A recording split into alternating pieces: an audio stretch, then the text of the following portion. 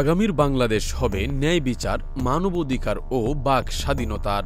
অন্তর্বর্তী সরকারের প্রধান উপদেষ্টা ডক্টর মোহাম্মদ ইউনূস বলেছেন, আগামীর বাংলাদেশ হবে ন্যায় বিচার, মানবাধিকার এবং বাক স্বাধীনতার।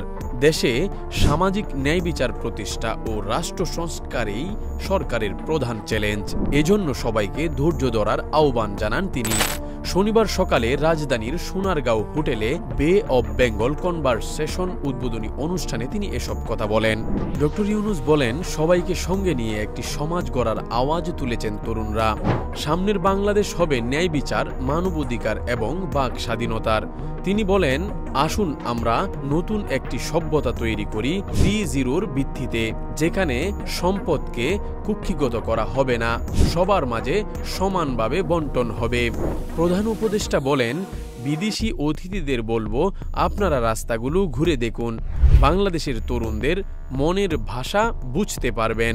তিনি আরও বলেন, নতুন একটি বিশ্ব গড়ার বিষয়ে ভাবতে হবে, যেভাবে আমাদের তরুণরা নতুন একটি বাংলাদেশের বিষয়ে ভাবতে শিখিয়েছেন আমাদের। প্রসঙ্গত, শনিবার থেকে শুরু হওয়া 3 দিনব্যাপী সম্মেলন চলবে 18 নভেম্বর পর্যন্ত। এবারের থিম নির্ধারণ করা হয়েছে এ ফ্র্যাকচার ওয়ার্ল্ড। এতে 80টিরও বেশি দেশ থেকে 200 জনেরও বেশি আলোচক, 300 জন প্রতিনিধি এবং 800 জন অংশ নেবেন। NN news desk.